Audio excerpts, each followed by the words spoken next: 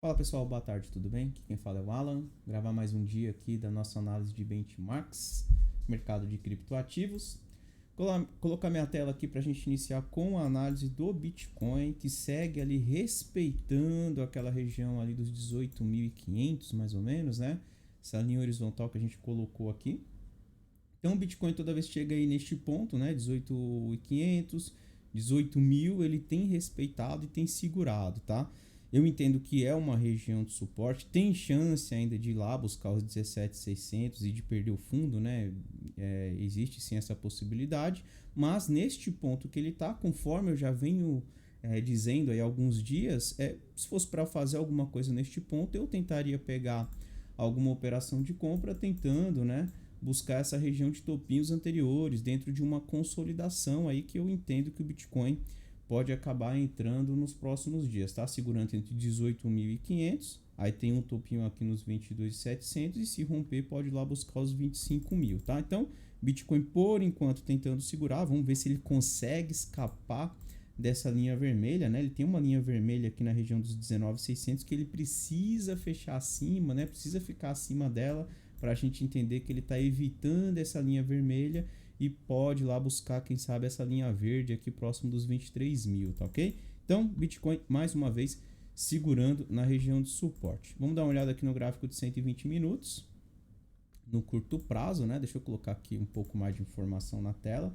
Pelos 120 minutos, ele ainda tem bastante dificuldade, tá? Ele está consolidado, né? Entre a mínima 610 e 144 e você consegue perceber que ele está brigando aqui nesta faixa operacional, né? Não consegue nem ficar acima dessa linha cinza que é a mínima 610 e nem, nem abaixo da 610 e nem acima da resistência 144. Então ele está andando de lado por aqui.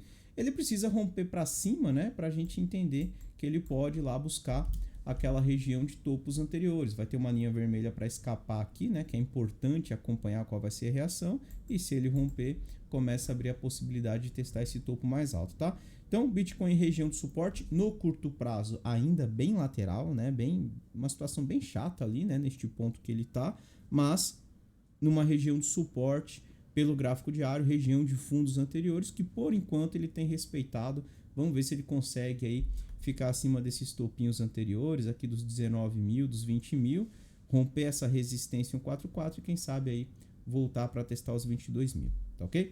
Vamos dar uma olhada aqui no gráfico de Ethereum também. Vou colocar aqui o gráfico diário. Bem, Ethereum eu tenho comentado ali com vocês, né? Ele estava numa região de 61,8 até ontem, né? Ontem acabou, depois ali da divulgação da taxa de juros, o mercado acabou caindo, né? E Ethereum perdeu ali os 61,8 de retração nos 1.318, que seria também o primeiro alvo da projeção aqui de onda 3 para baixo no 78,6, né? De projeção ali nos 1.316, 1.320 mais ou menos. Então ele perdeu aquela região e foi lá para testar a próxima linha vermelha, tá? Então tá testando a linha vermelha, tem um alvo aqui de 100% nos 1.187, 1.120 é o 786 de retração de toda a pernada do gráfico diário, né? Então vamos ficar de olho, porque Ethereum, ao meu ver, ele está chegando em região importante aí de suporte, né? Linha vermelha, alvo de projeção, ponto de retração. Então vamos acompanhar como que ele vai reagir por aqui. Enquanto ele estiver no curto prazo com um padrão de topos e fundos descendentes, não tem nada para ser feito, tá? Conforme a gente já vem comentando aí, Ethereum segue ainda no padrãozinho de topos e fundos descendentes. Então, enquanto ele mantiver esse padrão, o que é recomendado é aguardar, pelo menos ele formar um pivôzinho, quebrar esse padrão no gráfico de 2 horas, aí nós podemos começar a pensar em alguma coisa no sentido ali de uma compra pelo risco, né? Tentando pegar mais perto de suporte, e quem sabe Ethereum voltando para testar níveis de resistência ali do gráfico diário, tá ok? E gráfico do S&P 500. Ontem, após a divulgação ali da taxa de juros do S&P 500, acabou fechando negativo, né? Acho que fechou com quase 2%, acho que 1,7%, se não me engano, negativo.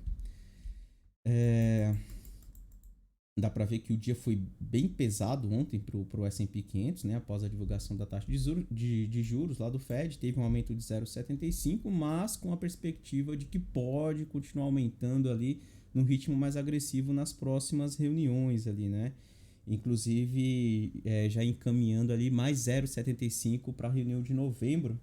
Então, vamos acompanhar, porque o mercado acabou não gostando muito ali do tom do discurso, né, do presidente do Fed. Mas, de qualquer forma, eu entendo que ele está numa região de 78,6 de retração, uma região de fundos anteriores, linha vermelha. É uma região que eu considero aqui que vale a pena ficar de olho, mas que, por enquanto, não tem nada para ser feito, tá? Então, vamos acompanhar o que o S&P 500 vai fazer nessa região. Se, por um acaso, ele começa a segurar no curto prazo, forma um pivôzinho por aqui, e evita, né, essa linha de tendência aqui dos topinhos anteriores, evitando linhas vermelhas, pode ser que nós tenhamos aí algo de interessante mais para frente. Por enquanto, ainda vejo o S&P 500 tentando aí, quem sabe, chegar nos 3.700, que é o 100% aqui da projeção.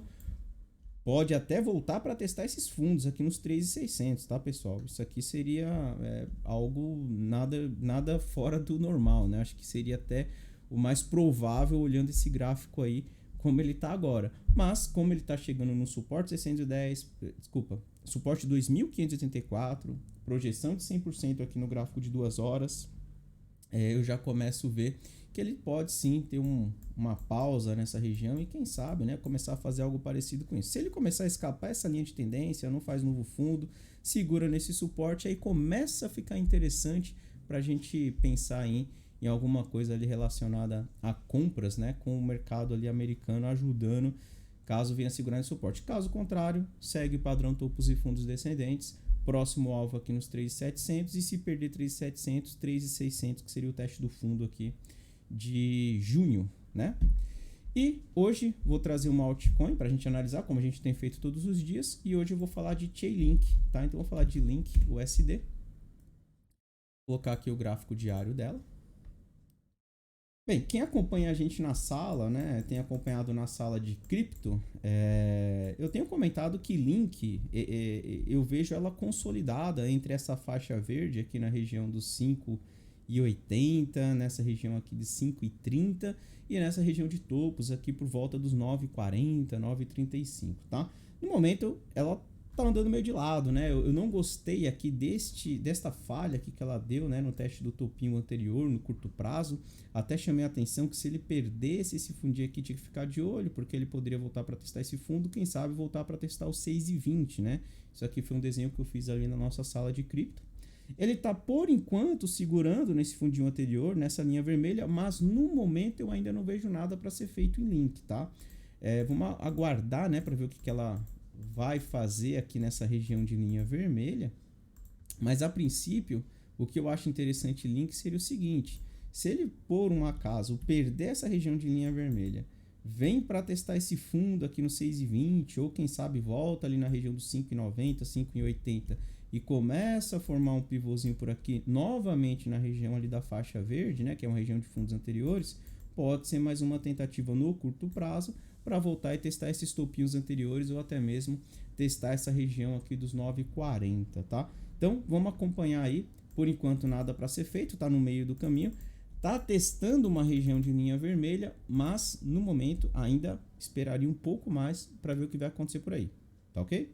Então é isso, pessoal.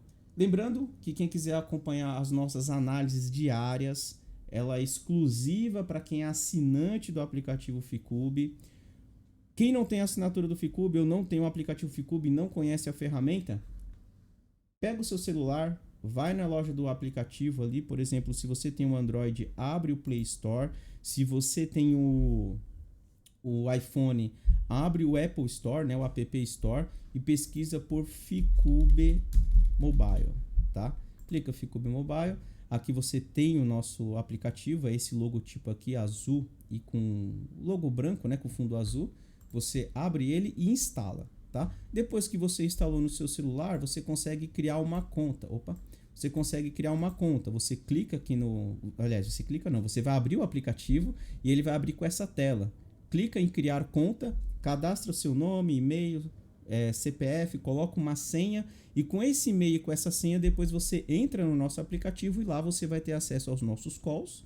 Você vai receber recomendações caso a gente envie alguma recomendação. Lembrando que quando você faz o cadastro pela primeira vez, você ganha 7 dias sem custo. Então você vai receber todas as informações durante esses 7 dias e após os 7 dias, caso você queira continuar com o nosso aplicativo, recebendo as recomendações, acompanhando as nossas salas exclusivas, né, para assinante, é só efetuar a assinatura lá no site do Ficube, que aí você continua participando ali tanto da nossa sala diária, onde a gente faz uma análise detalhada de todos os ativos que são solicitados e também recebe todas as recomendações na palma da mão ali, com o valor de entrada, o preço de stop e os alvos das operações. Tá ok, pessoal? Então vou encerrando por aqui. Desejo aí para todo mundo uma excelente tarde. E amanhã eu tô de volta aqui com mais análise de benchmark do mercado de criptoativo. Um abraço, pessoal. Tchau, tchau.